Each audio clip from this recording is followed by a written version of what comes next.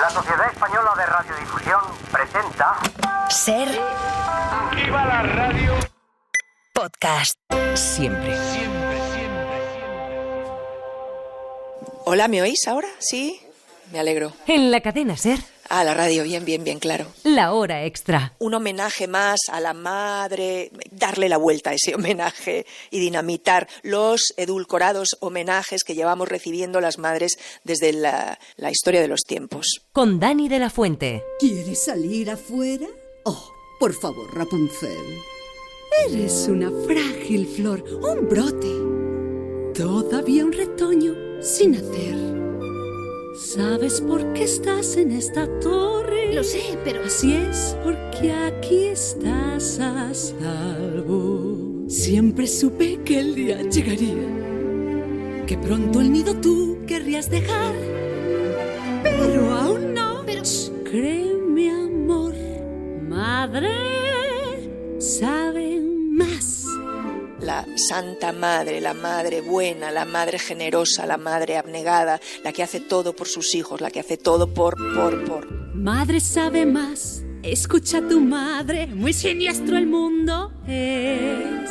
Con toda la oscuridad que le ha generado ese rol al que se ha visto abocada sin elegir. Oh, madre está aquí, Madre te protege. un consejo te daré. Evita el drama, quien te ama. Madre sabe más. Madre, según el diccionario de la Real Academia de la Lengua Española. Mujer con cualidades atribuidas a una madre, especialmente su carácter protector y afectivo. Madre, un americanismo de mother según la nueva jerga juvenil. Mujer con poderío, un ídolo que exhibe un comportamiento icónico, ejemplar, una lideresa de opinión. Bienvenidos, bienvenidas a La Hora Extra, 2 días después del 8M. Un episodio lleno de madres que vienen a servir cultura y a compartir a través de ella sus inquietudes, las discriminaciones que sufren y que nos interpelan a todos.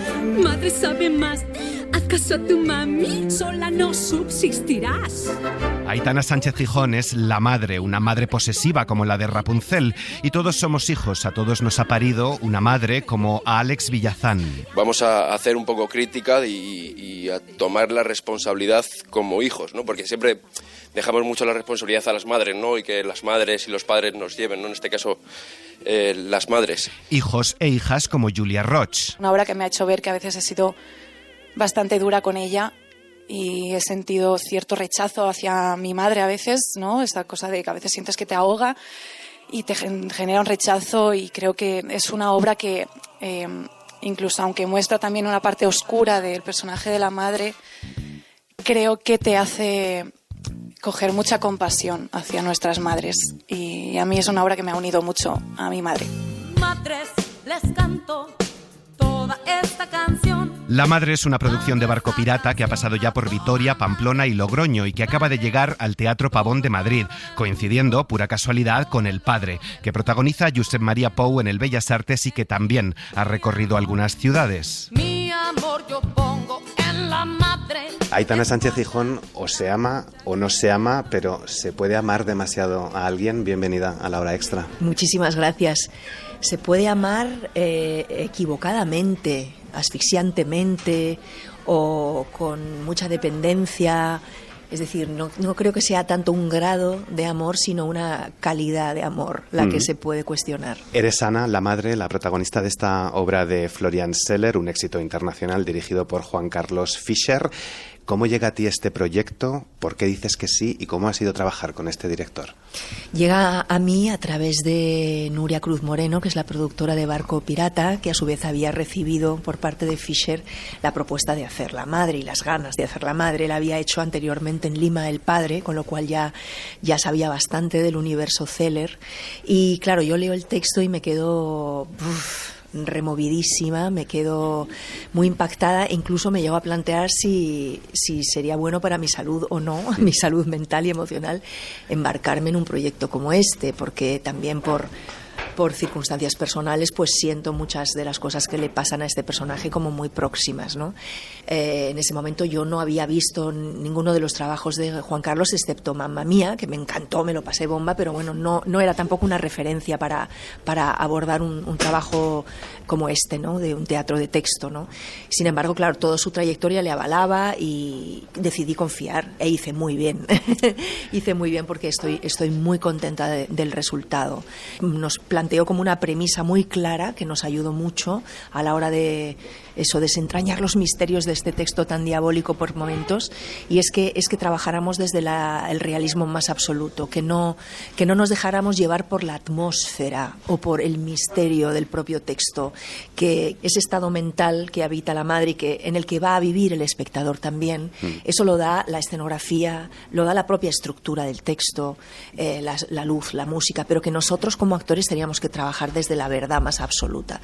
Y a partir de ahí pues empezamos a navegar y creo que hemos llegado a buen puerto. Y bueno, el espectador tendrá que decirlo, claro.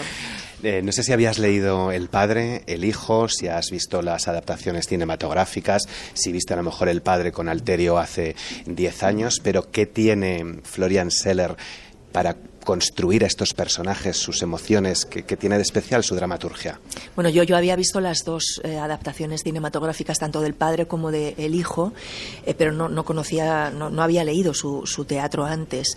Y hay algo que es como un hallazgo de Zeller realmente, que creo que por eso de ahí radica también su éxito y su originalidad, y es que él deconstruye estas historias, estos estados mentales, psíquicos de estos personajes principales, y hace que el espectador sienta y viva realmente lo que pasa dentro de la cabeza de estos personajes. Entonces es como una experiencia realmente inmersiva, y hay que como que reconstruir ese puzzle deconstruido. Ayer hablábamos con Pau, porque él está estrenando también El Padre al mismo tiempo, ¿no? Aquí en Madrid, y hablábamos de un poco de ese cubismo que hay en los textos de Zeller que hacen que sea muy interesante adentrarse, o sea, que la estructura teatral le suma un plus de misterio, de originalidad y que hace que el espectador se tenga que implicar de una manera muy activa a la hora de desentrañar los misterios de estos textos, ¿no? La madre es un personaje muy complejo, con muchas aristas, contradicciones. Voy a preguntarte por ellas, pero así a grandes rasgos, ¿cómo definirías a Ana? Ana es una mujer, como tantas que conocemos de nuestras propias familias o de nuestros entornos, o nosotras mismas que somos herederas de estas Anas, ¿no? Mujeres emancipadas, mujeres profesionales, mujeres que tenemos la vida llena de muchas cosas y que sin embargo tenemos grabado a fuego en el ADN ese gen del cuidado y de la entrega a los demás, ¿no? Tanto a los hijos como a una pareja, la construcción de una familia, bueno, lo que ya sabemos como sociedad, que llevamos peleando por recuperar espacios y por compartir espacios, ¿no? Desde hace tanto tiempo, y que vamos consiguiéndolo, pero esta Ana representa a esos millones de mujeres a lo largo de la historia que han supeditado sus vidas por completo a sus hijos, a su familia, a sus parejas, que en algún momento se creyeron la fábula del príncipe azul y del amor romántico, el cuento de la abnegación, de la entrega, de la generosidad, en fin, todo esto que se supone que es ser una buena madre y que tenemos tan incrustado también en el imaginario, porque nos cuesta perdonar más a una mala madre que a un mal padre. En esta función, este padre es un padre ausente, es un padre que no se ha dedicado en absoluto a sus hijos, es un marido ausente también, es alguien que se mantiene en ese lugar por la culpa, porque siente que no puede dejarla tirada porque está fatal, pero en realidad es un hombre con una gran condescendencia, y como tantos que no han asumido una paternidad responsable o una presencia real en estas vidas familiares, y a los que tanto hemos perdonado y perdonamos y seguimos perdonando, o juzgando con muchísima más ligereza que a estas madres que puedan tener ese lado oscuro como muestra esta Ana, esta madre. Ella dice que se siente estafada por la vida, que se siente abandonada por quienes la han exprimido. Ellos al mismo tiempo le dicen: el problema tuyo de ese vacío es que no has tenido una pasión que cultivar, no has tenido un hobby. ¿Somos desagradecidos con nuestras madres? Yo creo que que sí, que hay un punto en el que es que se da por hecho, se da por supuesto que esto es así. No hay un agradecimiento real que no pasa por eso, por decir, ay mamá, cómo te quiero el día de la madre, y llevarle unas flores. Además, en la función también ella todo el tiempo está esperando que todos vengan a comer con ella el día de la madre, ¿no? Y ninguno va a venir, ni el marido, ni el hijo, ni esa hija ausente.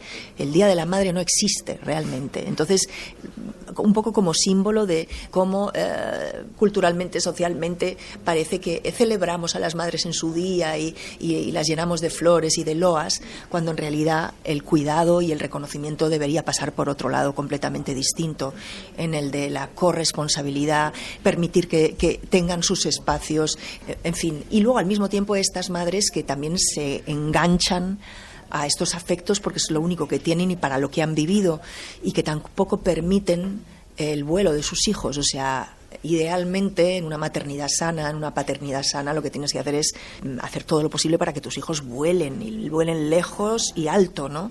Y aprovechar esa emancipación para emanciparte tú también, y que el periodo de maternaje tenga un principio y un final, y las relaciones madre-hijo, padre-hijo se reconviertan en otra cosa. Eso es lo que debería pasar en una relación sana de padres e hijos. Pero tantas madres que no pueden tener una relación sana porque no se les ha permitido, porque no han tenido espacio para poder desarrollarla, ¿no?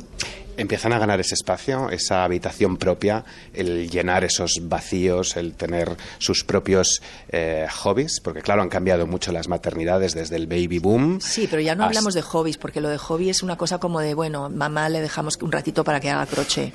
Pasa por ser mujeres emancipadas y libres e independientes económicamente, laboralmente, afectivamente, de crear vidas de corresponsabilidad. Entonces, porque si no nos ponemos también de nuevo en un terreno un poco condescendiente, como lo que dice el padre, eso te pasa, es culpa tuya, no tienes hobbies, no te has dedicado a tener hobbies o a irte con las amigas al club, no sé, es un poco que no pasa por ahí, pasa por otro lado, yo creo.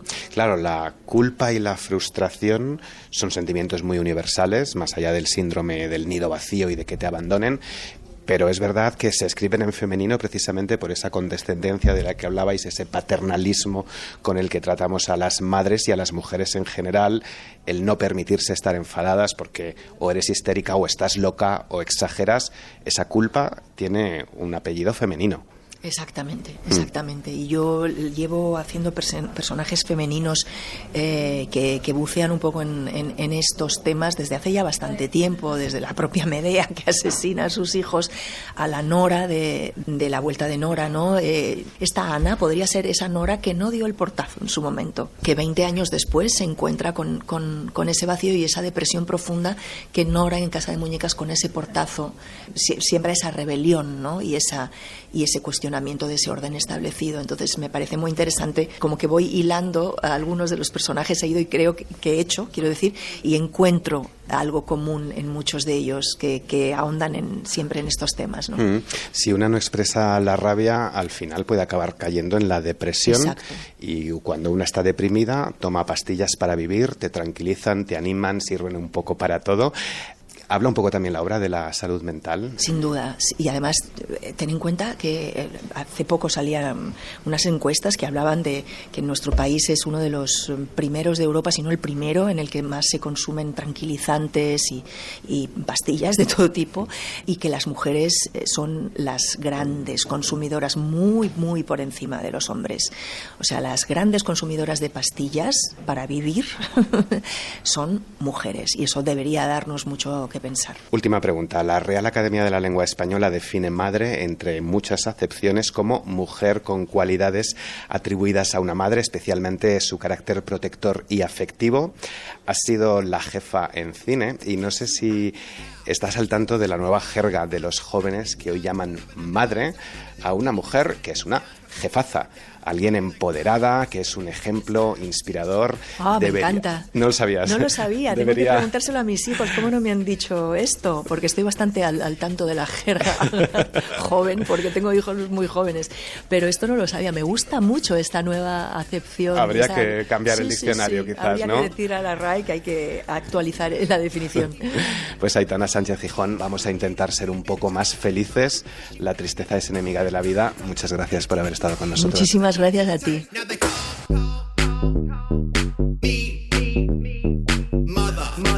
Toda la entrevista en nuestra página web y en Ser Podcast. Hemos hablado de salud mental con Aitana Sánchez Gijón y es en lo que ha profundizado La Rara, una compañía sevillana que en su última pieza, Si yo fuera madre, abordaban el gestar, parir y luego conciliar siendo mujer.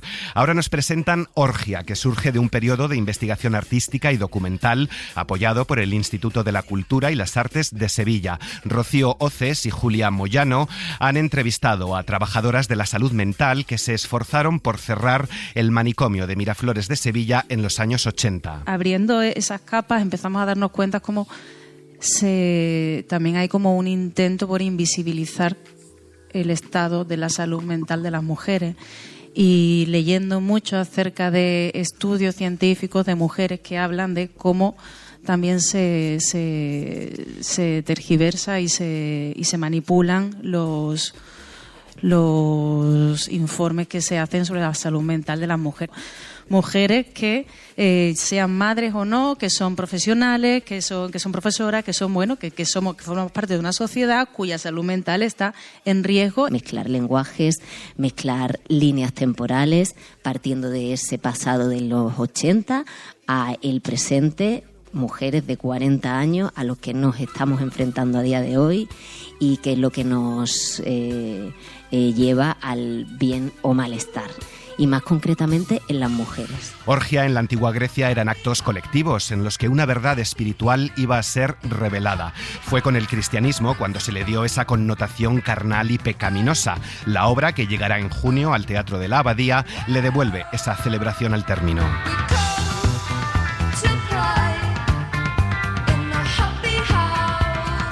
Alfredo Sanzol, director artístico del Centro Dramático Nacional. Uno de los inventos de la humanidad ha sido asociar la locura a lo femenino. La dramaturga alicantina Lola Blasco acaba de estrenar en el CDN El Teatro de las Locas, otro proceso de documentación sobre un oscuro capítulo de la historia de la psiquiatría por la conexión histórica entre femineidad y locura, la histeria. En un principio lo asociado a la locura no tenía que ver tanto con lo femenino, en realidad tenía que ver con conductas que se consideraban a priori como masculinas, como la ira, la violencia o ese tipo de comportamientos que se asocian con lo masculino. Y conforme va avanzando el tiempo, sí que es verdad que otro tipo de conductas, como puede ser la melancolía o como pueden ser la expresión de las pasiones, el sentimentalismo, eso que asociamos tradicionalmente a lo femenino, pero que no es así, que es cosa de hombres y de mujeres, sinceramente, pues se ha ido considerando como algo que estaba fuera de la norma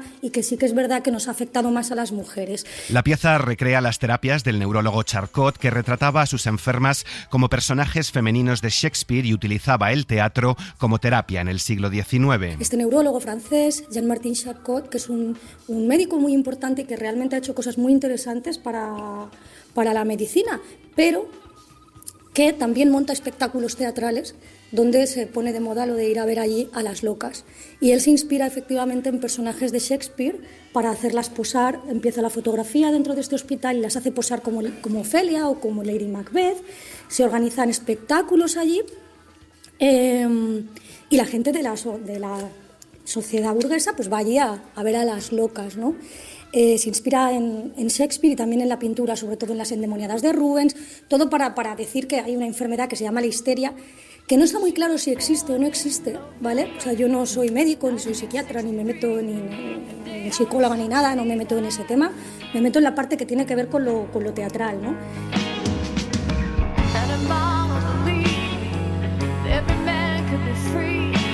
Nuestras siguientes madres son todas gallegas. Una mujer o un colectivo de mujeres muy silenciadas. Yo fui criada en castellano porque a mis abuelas le prohibieron hablar en gallego, cantar en gallego y vivir en gallego.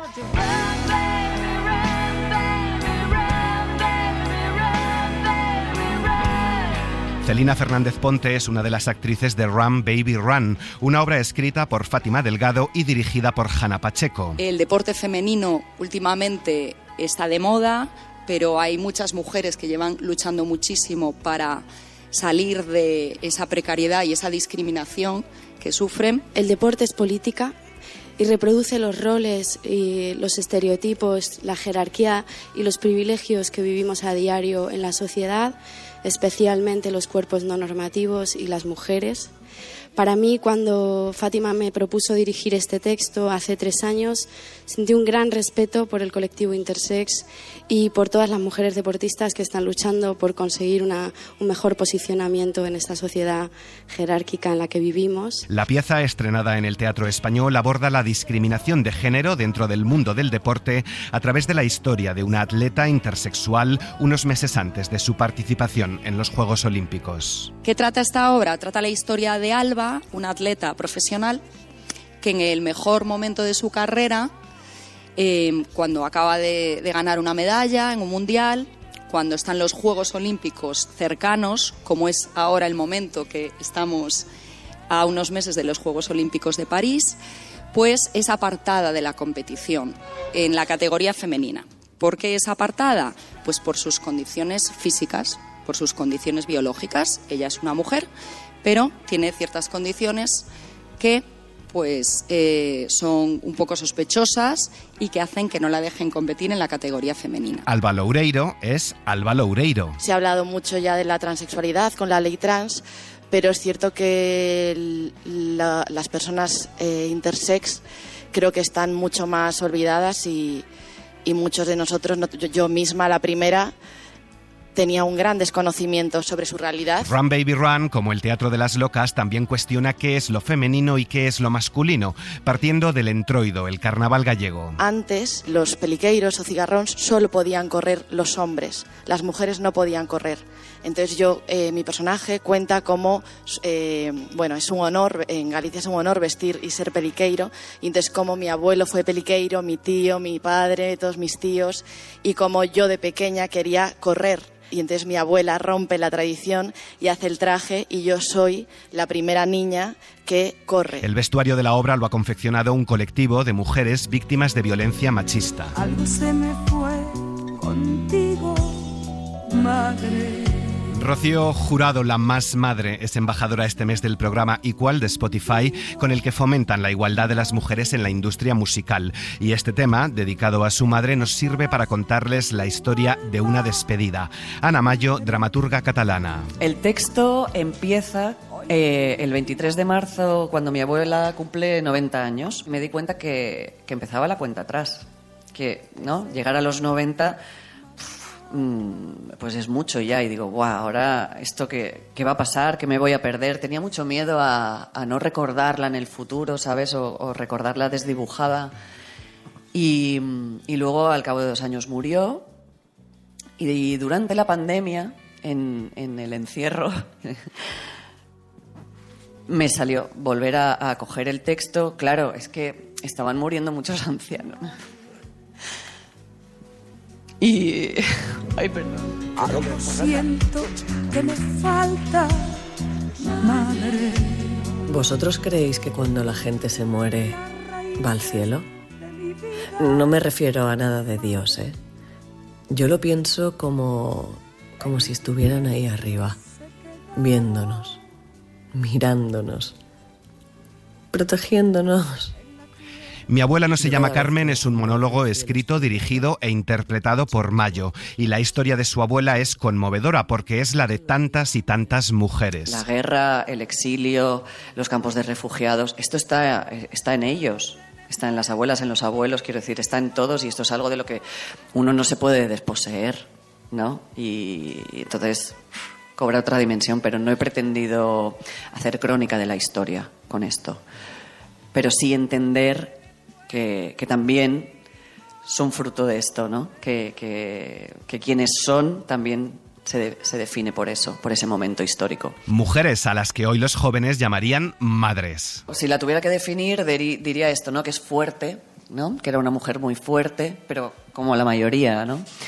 Y luego esta cosa de este entusiasmo que no sé si solo caracterizaba a mi abuela, yo creo que es a una generación, ¿no? De dejar eso atrás y decir, hay un futuro brillante, ¿no? Optimista, prometedor, sí, bonito. Yo creo que es esto, esta cosa de la sonrisa, hay mucho de belleza, de cuidarse, esto de ¿no? De pintarse los labios, de al final no deja de ser los autocuidados como para yo me cuido para estar en esta vida, ¿no? Como la vida es un regalo y yo lo devuelvo estando en mi mejor versión.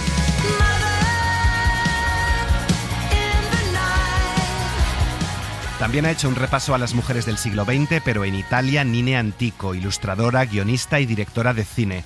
Acaba de publicar con Garwix Books Madonas y Putas, rompiendo esa dicotomía entre lo sagrado y lo infame según la mirada masculina. Es una novela gráfica que nos ha atrapado, 3 relatos en blanco y negro de 3 mujeres sacrificadas en el altar de los valores sociales. Es lo mismo que le pasa a Merel, de Clara Lodewyk, una mujer en el rural estigmatizada por la rumorología. Otro cómic que nos recomienda Estela Bango. En Merel, la primera novela gráfica de Clara Lodewyk, nos adentramos en un pequeño pueblo de Flandes. Montserrat Terrones, de Garwix Books, es su editora. Todo es muy real, es un cómic costumbrista que nos resulta realmente muy creíble porque lo que vemos es la vida, ¿no? Es el día a día de la vida en estos pueblos. El realismo que solo una persona que conoce bien de cerca esa vida rural es capaz no solo de contar o de escribir, sino de retratarlo de manera gráfica. Es una autora que dibuja muy bien la naturaleza, ¿no? Y los patos, ves las diferentes especies y cómo cada pato tiene como una expresión diferente en la cara, o sea que no los reproduce sistemáticamente, sino que es un dibujo muy cuidado, ¿no? Los árboles y cómo ha dibujado las diferentes tonalidades de verde, los diferentes tipos de árboles, y se nota que vive en un entorno rural y que además es una persona pues muy observadora. Un proceso de observación sobre ruedas. Sus viñetas se componen con lo que ve a través de las ventanas de la furgoneta en la que viaja, duerme y se empapa de lo que quiere contar. El día a día de esas pequeñas comunidades. Te permite ir arriba, abajo, no importa dónde, aparcar en cualquier sitio y poder tomar notas dibujadas de cualquier cosa. Esto creo que se nota mucho en este cómic, ¿no? En la forma en que está dibujado, este reflejo de la naturaleza y también de las costumbres, ¿no? De la gente, retrata muy bien lo que es la vida ordinaria de la gente de un pueblo, ¿no? Una vida ordinaria entre la cría de patos y las crónicas de fútbol regional. Es la vida que lleva Merel, la protagonista que da nombre al cómic. Cuarentañera, que no cuarentona, y soltera, que no solterona. Hace siglos sería la bruja, ¿no? Que es la mujer sola, la bruja del pueblo. Y hace 40 años, pues sí, sería la solterona. Y nos plantea la figura de una mujer que es independiente y que hace lo que quiere. Una de las escenas que la autora pudo haber visto desde su furgoneta es el momento en el que esa vida casi idílica de Merel se convierte en un infierno. Tras una broma inocente que no sienta muy bien a una de sus vecinas, los rumores malintencionados provocan que todo el pueblo, niños incluidos, se vuelvan contra ella. Los adultos te difaman y los niños son los que te atacan. Refleja también lo que podría ser a gran escala, ¿no? Pensemos en movimientos políticos, cuando son los líderes que por lo que sea empiezan a difamar a una comunidad. Y luego es el ciudadano anónimo o ciertos grupos de ciudadanos anónimos los que acaban actuando en contra de esas comunidades, ¿no? Una espiral de violencia que retrata no solo lo que puede ocurrir en una pequeña comunidad, sino la agresividad que vemos día a día en los colegios, los trabajos o en las redes sociales, pero que siempre tiene un objetivo común, un mismo enemigo, el que no sigue la norma, el diferente como sinónimo de amenaza.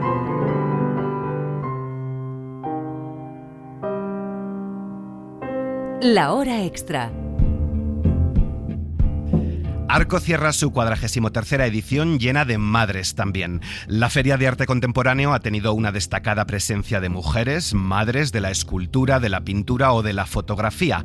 Artistas jóvenes y veteranas que no han tenido el espacio que se merecen y que reivindicamos con Raquel García. La mujer ha estado en el centro del discurso en esta nueva edición de Arco y ejemplos hemos encontrado en todas las galerías que visitamos. Los expositores reivindican a las nuevas artistas y a las ya consolidadas, que no tuvieron el lugar que merecían. Hemos hemos descubierto a jóvenes promesas como María Prats, cuya obra La gestación y el parto expone en la Galería Mayoral. Ella acaba de ser madre y es pues esto, ¿no? La idea de la espera, del reloj, y aquí como otro fantasma pues da luz a otro fantasma, y es este momento pues tan esperado y tan importante y a la vez tan bestia, ¿no? Que es un parto, ¿no? Hemos encontrado a madres y a hijas exponiendo juntas. Dialogando con las obras de Blanca Muñoz y de Soledad Sevilla, la Marlboro ha reunido a otros dos grandes nombres, los de Victoria Civera y Vicky Usle. Tenemos Vicky Usle, aquí madre e hija están juntas. Es interesante que la obra de Victoria Civera alude a su hija y se titula Corazón roto, una obra que habla sobre la separación con su hija. Su hija se quedó en España cuando se fue a Estados Unidos. Y hemos puesto nombre a mujeres olvidadas, aquellas que siguieron creando pero que nunca dejaron de cuidar a sus hijos, como Teresa Gancedo, que sigue trabajando con 87 años. Solo hace falta comparar su obra con la de hombres de su época. Lo explica la propietaria de la Galería, Rocío Santa Cruz. Los autores masculinos de esta categoría estamos hablando de una obra de Gordillo. Sí, es mucho más caro que una obra de Teresa Gancedo. También Gordillo se ha mantenido en el mercado, ha tenido muy buenas galerías que han enseñado su obra, ha tenido grandes exposiciones también, y Teresa se quedó, bueno, como les ha pasado a muchas mujeres, criando a sus hijos, siendo ama de casa y siendo artista al mismo tiempo, sin abandonar nunca su trabajo, nunca, porque ella se siente profundamente artista. Una lista que podríamos completar con los nombres de las mujeres de la transición: Oukalele, Pilar Aymerey, Colita. Sus fotografías nos recuerdan años de protestas y reivindicaciones.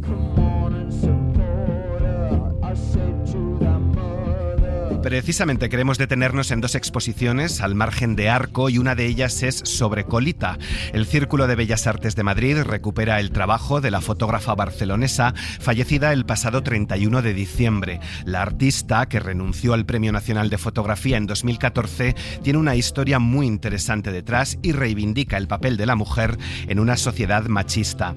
Y la otra madre del arte es Isabel Quintanilla. Por fin, el Museo Thyssen dedica una exposición monográfica a una artista española, conocida y reconocida más fuera que dentro de España. Raquel. La historia de Isabel Quintanilla es la de tantas otras. Forma parte del grupo de los realistas de Madrid, pero frente a Antonio López su nombre es desconocido para el gran público en España.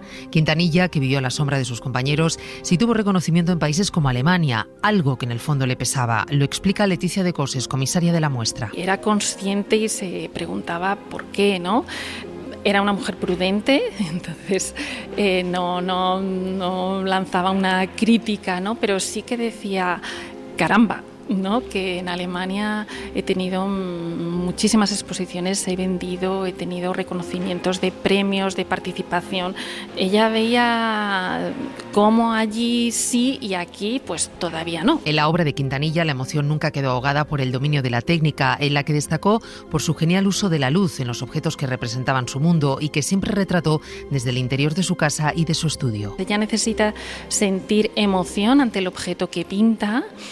De ahí que encontremos los temas habituales del género del bodegón, las flores, los alimentos, pero también luego muchos objetos que son de ella, sus llaves, su monedero, su bolso, su pintalabios, ¿no? Y entonces son a veces como pequeños autorretratos que nos hablan de los gustos y de cómo era ella. Otra exposición recupera el trabajo censurado de la fotógrafa Isabel Esteba Hernández, más conocida como Colita, que falleció de manera inesperada preparándola el pasado 31 de diciembre. La muestra tiene a la mujer como protagonista absoluta. Las imágenes reunidas en Antifémina fueron publicadas en formato libro en 1977, con textos de la escritora María Aurelia Capmany, pero un nuevo director al frente de la editorial decidió que aquello era un panfleto y fue retirado del mercado. Antiféminas es una mirada crítica y comprometida hacia todas las mujeres que durante la dictadura estuvieron sometidas a la dureza del patriarcado. Francesc Polop es dueño de su archivo y comisario de la muestra. Una fotografía que aparentemente se mueve dentro de la normalidad. Esas mujeres normales hacen cosas normales. Se casan, envejecen, se prostituyen, se exhiben. Todo pertenece a una realidad. Y como dice María Aurelia, no hay nada más subversivo y revolucionario que la propia realidad. Nos vamos preguntándonos qué piensan ellos de todo esto, porque también nos interpela a nosotros, a los padres e hijos, a los abuelos y nietos, a los hombres. Entonces mi padre cogió y me dijo, escucha Saúl, si no lo mata, el gato va a sufrir por tu culpa. Así que venga, no me seas maricón. Esa fue la primera vez que mi padre me llamó maricón. Estamos escuchando a Jesús Torres, que ha escrito, dirige e interpreta Puños de Harina. Puños de Harina es un combate de boxeo teatral en el que enfrentamos y conocemos las historias de dos hombres que se enfrentan a la sociedad en la que viven porque no encajan con el concepto de hombre que se les exige en cada una de sus historias. Por un lado conocemos a Johann Trollmann Rukeli, que es un boxeador que en la Alemania nazi consigue el título del mejor boxeador de la época, puede ir a las Olimpiadas a representar a Alemania, pero la Asociación para el Deporte alemán le quita el título porque no es un hombre de verdad, porque al entregarle el título llora en el cuadrilátero y además era gitano y se entendía que no era un hombre y que no podía representar a Alemania en los Juegos Olímpicos. Y por otro lado conocemos la historia de Saúl, que es un joven homosexual que en los años 80 en Andalucía, en una Andalucía rural, se enfrenta a su padre que le maltrata y le obliga a boxear para convertirlo en un hombre. Son dos historias relacionadas con la pregunta de qué significa ser un hombre de verdad. Yo por mi parte no puedo dar respuesta a esa pregunta porque creo que es un camino, es un proceso en el que todavía estoy como persona, como hombre y como actor, pero es muy bonito ver cómo la obra escuece en el público masculino y cómo salen de la obra con más preguntas que respuestas quizás. ¿Un hombre puede cuidar? ¿Un hombre puede bailar? Yo quiero un cochazo. Yo quiero tener un casoplón. Yo quiero ser rico y que todos me admiren. Y follarme a las mujeres y a los hombres. Yo quiero comer azúcar y ponerme todo gordo. Yo quiero ir a Pilates y que me hagan la cena. Yo quiero ser Cristiano Ronaldo, Julio Iglesias, el Fari. Yo quiero ser Buzz Lightyear. Yo quiero ser Elliot y Billy Elliot. Yo quiero ser mi abuelo, Patrick Swayze. Yo quiero ser mi padre y no sé quién soy. Estamos escuchando a Pablo Huetos interpretando Homo Ausente, una obra candidata a los Max 2024 que desmonta y cuestiona el legado transmitido a los hijos por parte de padres y abuelos. Regreso al futuro y ET se mezclan en esta obra cuyo protagonista ha fracasado en todo lo que se esperaba de él como hombre. Hablamos de la historia de un hombre cualquiera del siglo XXI en España que está haciendo su trabajo de buscar cómo trabajar por la igualdad, ¿no? por un país mejor, más igualitario, y sin embargo se encuentra con que le falta mucho por aprender, mucho por hacer, porque inevitablemente los hombres, queramos o no queramos, estamos metidos también en una rueda de machismo estructural que nos impide ver más allá de nuestras narices, ¿no? Tanto la gente con buena voluntad como la gente que no tiene esa buena voluntad, que no quiere una igualdad real, pues estamos metidos dentro de una misma pecera de la cual hay que intentar salir, ¿no?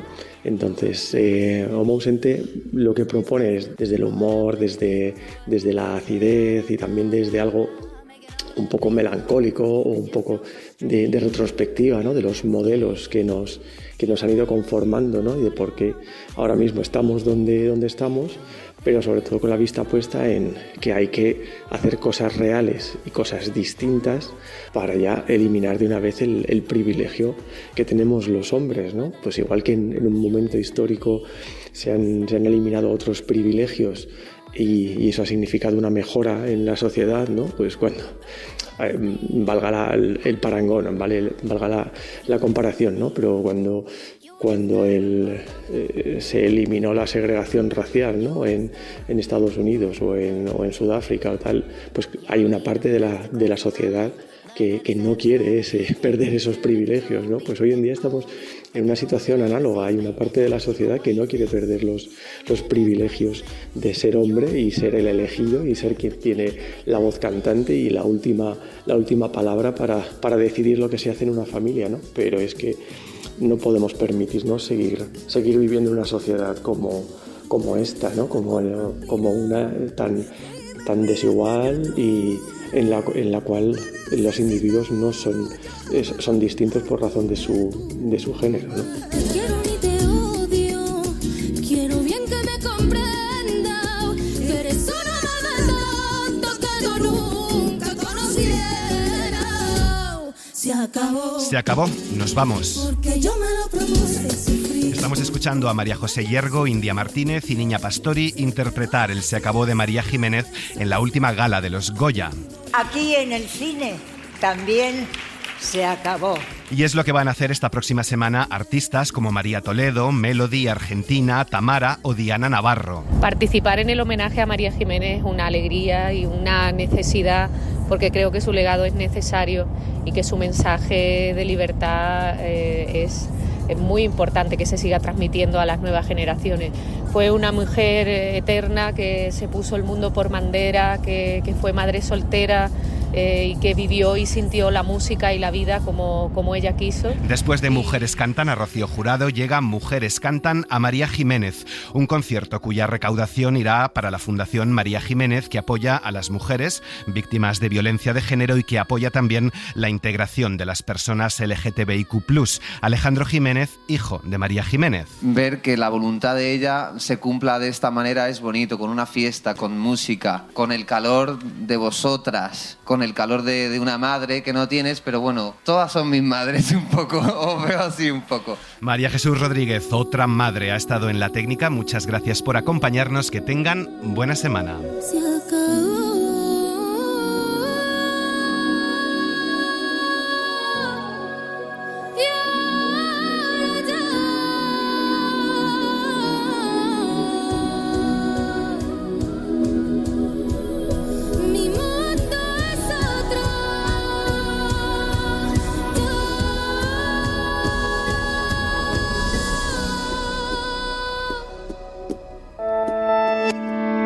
Cadena SER.